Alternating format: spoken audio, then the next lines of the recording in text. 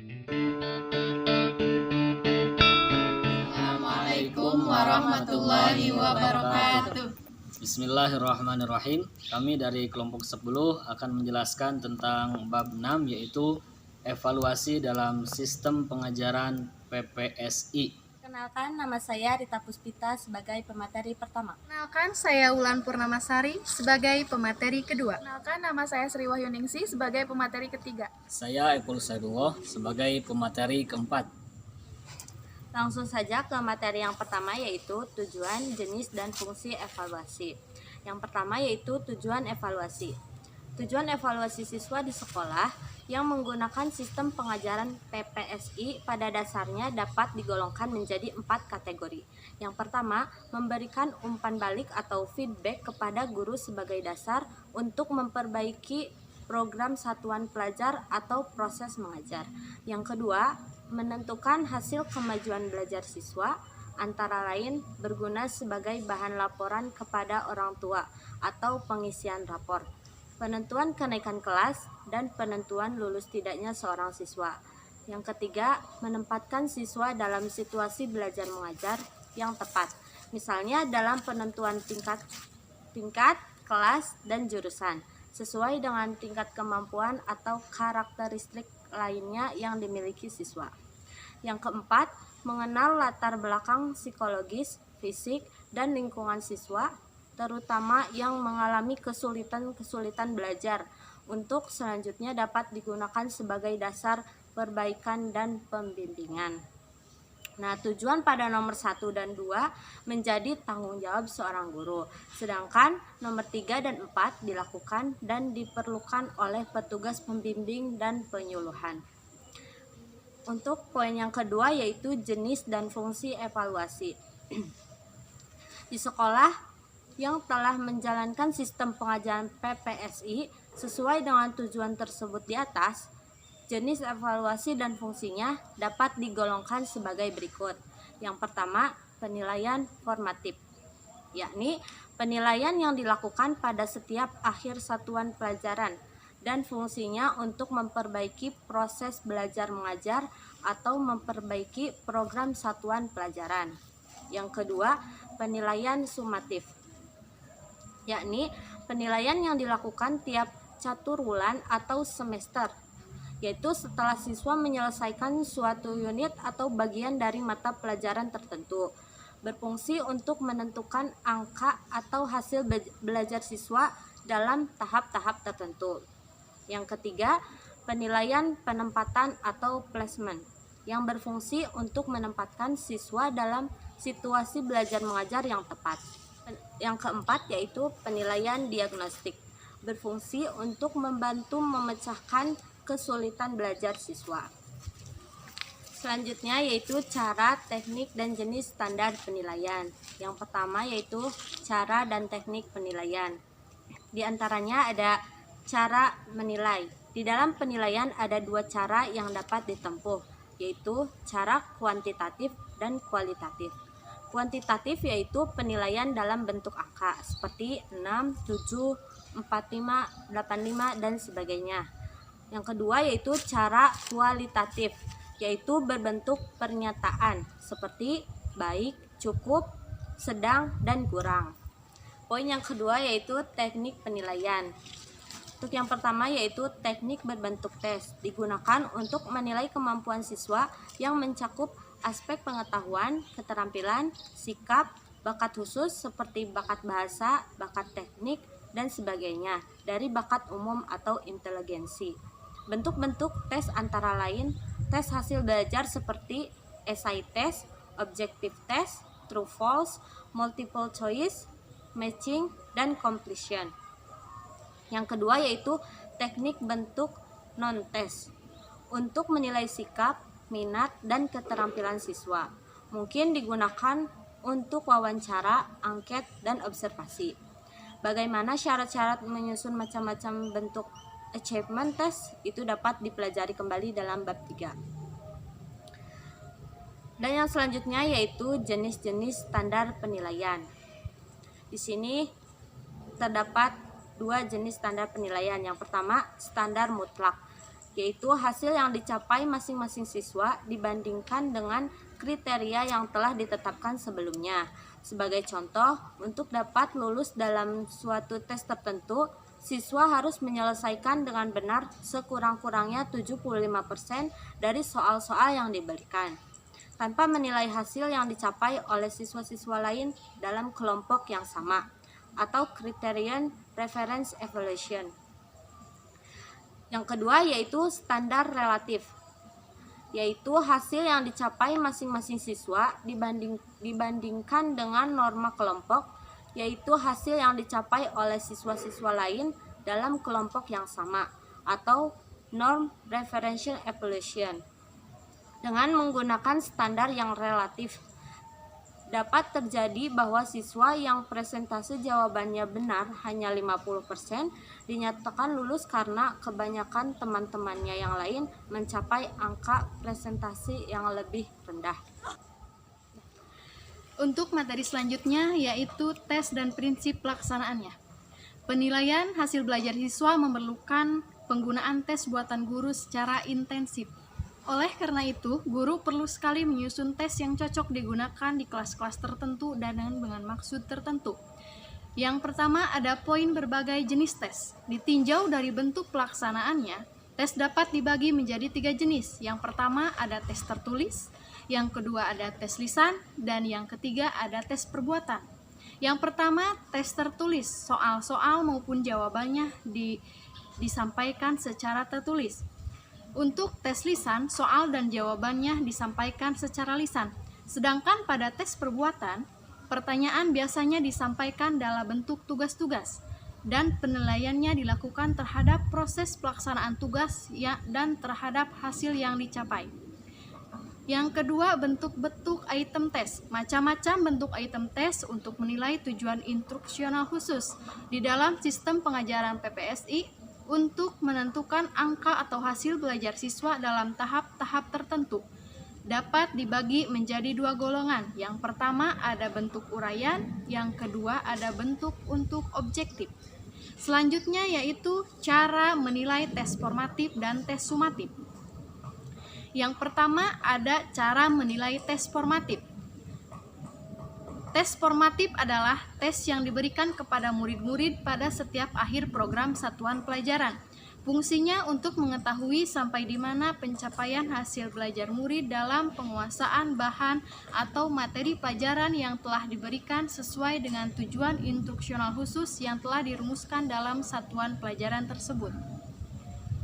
Dalam penilaian formatif, jika tujuan-tujuan instruksional khusus telah dirumuskan dengan tepat, distribusi tingkat kesukaran soal dan daya pembeda masing-masing soal tidak begitu penting, karena yang penting adalah bahwa setiap soal betul-betul mengukur tujuan instruksional yang hendak dicapai yang telah dirumuskan di dalam program satuan pembelajaran. Poin yang pertama, standar dan cara mengolah hasil tes. Hasil penilaian formatif akan dijadikan dasar bagi penyempurnaan proses belajar mengajar. Maka, standar yang digunakan dalam mengolah hasil tes tersebut adalah standar mutlak.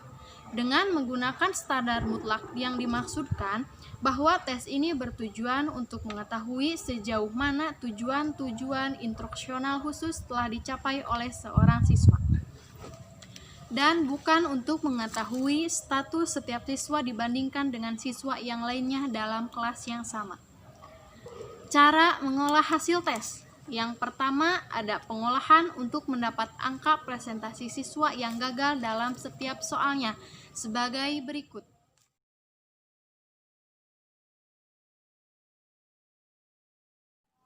Yang selanjutnya untuk soal bentuk uraian, pengertian siswa yang gagal. Di atas dapat pula diartikan sebagai siswa yang jawabannya terhadap suatu soal dipandang kurang memuaskan. Pengolahan untuk mendapat nilai hasil yang dicapai setiap siswa dalam tes secara keseluruhan ditinjau dari presentasi jawaban yang memuaskan. Misalnya, contohnya sebagai berikut.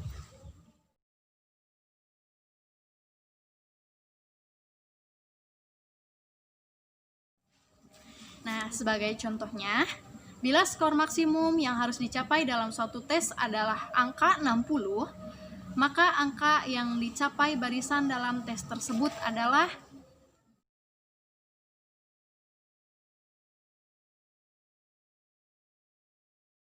dengan kata lain, cara menilai tes formatif dilakukan dengan percentage correction atau hasil yang dicapai siswa dihitung dari presentasi jawaban yang benar. Rumusnya adalah sebagai berikut.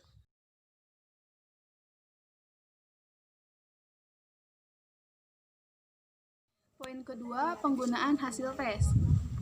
Yang pertama, implikasi hasil pengelolaan setiap soal.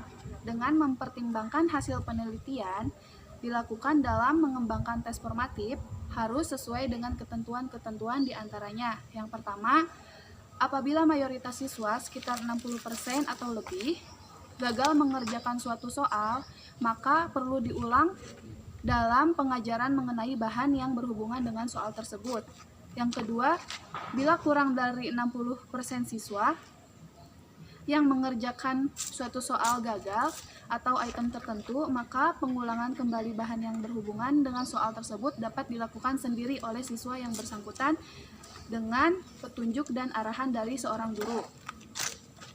Dengan catatan, bila presentasi siswa yang gagal 60% atau lebih, maka harus kembali pengajaran mengenai bahan yang berhubungan dengan soal tersebut.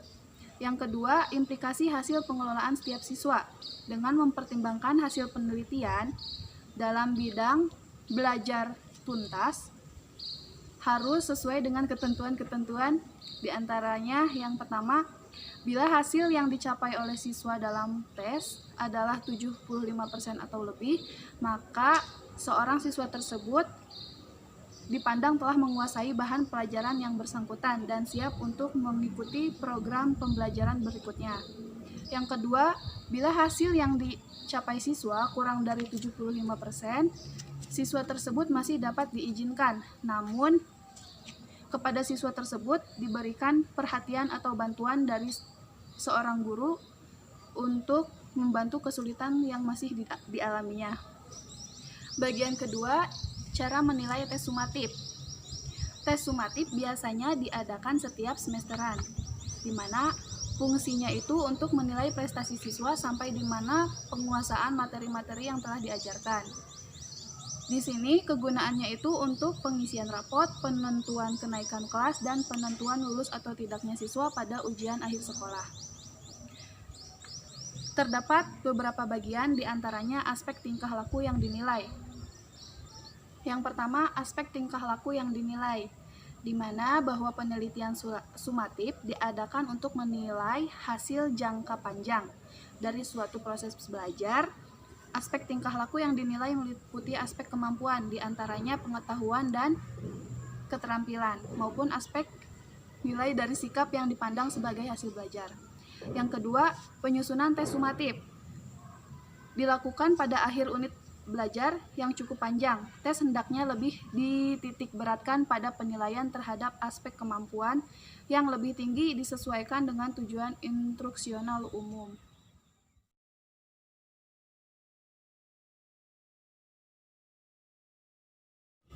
Untuk menjamin agar ruang lingkup bahan atau daerah cakup dan berbagai aspek kemampuan dapat terangkum dalam tes sumatif.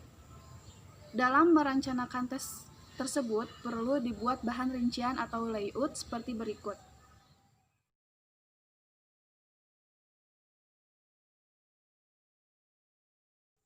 Untuk menggambarkan perbedaan antara aspek ingatan, pemahaman, dan aplikasi, diberikan deskripsi singkat mengenai ketiga aspek tersebut, beserta contoh tes untuk menilai masing-masing aspek. Dalam tes sumatif, distribusi tingkat kesukaran soal, tes, dan daya pembeda masing-masing soal penting untuk diperhatikan, karena semakin bervariasi hasil tes sumatif, semakin baik ditinjau dari fungsinya untuk pemberian angka, penentuan kenaikan kelas, dan sebagainya. Dibahas tentang cara menilai tes sumatif. Yang pertama yaitu ada aspek tingkah laku yang dinilai, kemudian yang kedua ada penyusunan tes sumatif, dan sekarang yang ketiga yaitu standar dan cara mengolah hasil tes sumatif. Yang pertama yaitu standar yang dipakai. Meskipun penilaian sumatif dapat menggunakan standar yang mutlak, biasanya orang lebih cenderung untuk menggunakan norma yang relatif. Dengan menggunakan norma yang relatif, hasil yang dicapai siswa lebih menggambarkan statusnya dibandingkan dengan yang teman-teman sekelasnya. Ya, setelah standar yang dipakai kita ketahui, yaitu tadi kesimpulannya adalah standar yang dipakainya yaitu standar relatif. Kemudian yang kedua, cara mengolah hasil tes sumatif. Untuk mengolah hasil tes dengan menggunakan norma yang relatif, digunakan nilai-nilai standar seperti nilai berskala 1 sampai 10, nilai Z atau skor standar Z atau percentile. Ini sudah dibahas sebelumnya. Untuk keseragaman penilaian di sekolah-sekolah yang menjalankan sistem pengajaran PPSI dalam menentukan nilai akhir untuk rapat dan ujian akhir sekolah dianjurkan untuk menggunakan nilai berskala 1 sampai 10. Proses pengolahan dari skor mentah ke dalam nilai berskala 1 sampai 10 dilakukan dengan menyusun distribusi frekuensi, mencari atau menghitung angka rata-rata atau mean, dan deviasi standar. Kemudian, mentransformasikan skor-skor mentah tersebut ke dalam nilai berskala 1 sampai 0. Ya, setelah tadi kita mengetahui standar yang dipakai, intinya yaitu standar relatif. Ya, bagian B, cara mengolah hasil tes sumatif. Untuk mengolah hasil tes dengan menggunakan norma yang relatif, digunakan nilai-nilai standar, seperti nilai berskala 1 sampai 10, nilai Z, atau percentile. Untuk seragaman penilaian di sekolah-sekolah yang menjalankan sistem pengajaran PPSI dalam menentukan nilai akhir untuk rapat dan ujian akhir sekolah dianjurkan untuk menggunakan nilai berskala 1 sampai 10. Proses pengolahan dari skor mentah ke dalam nilai berskala 1 sampai 10 dilakukan dengan menyusun distribusi frekuensi, mencari atau menghitung angka rata-rata dan deviasi standar, dan kemudian mentransformasikan skor-skor mentah tersebut ke dalam nilai berskala 1 sampai 10. Jika tes sumatif itu terdiri atas beberapa bentuk item tes objektif seperti true and false, multiple choice, matching, isi, dan sebagainya, maka untuk menskornya harus menggunakan rumus-rumus penskoran yang berlaku untuk tiap bentuk item. Berikut adalah rumusnya.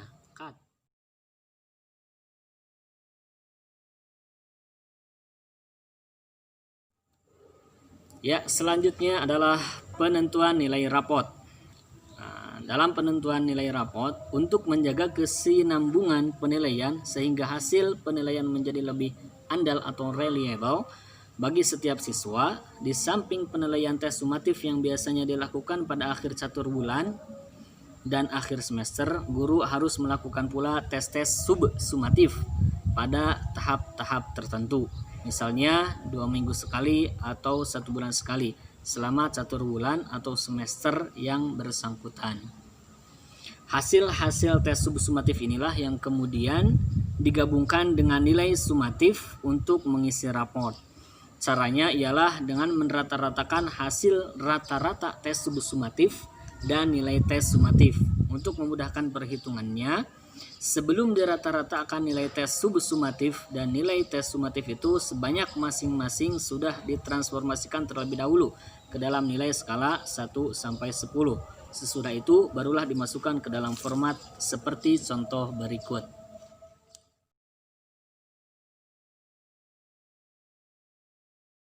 Mungkin itu pembahasan dari kelompok kami, kelompok 10 dari bab 6. Mudah-mudahan bisa memberikan manfaat. Yang benarnya dari Allah dan yang salahnya dari kesalahan dan kekhilafan kami. Mohon dimaafkan yang sebesar-besarnya. Kami tutup dengan sama-sama membacakan kalimatul hamdalah. Alhamdulillahirabbil alamin. Wassalamualaikum warahmatullahi wabarakatuh.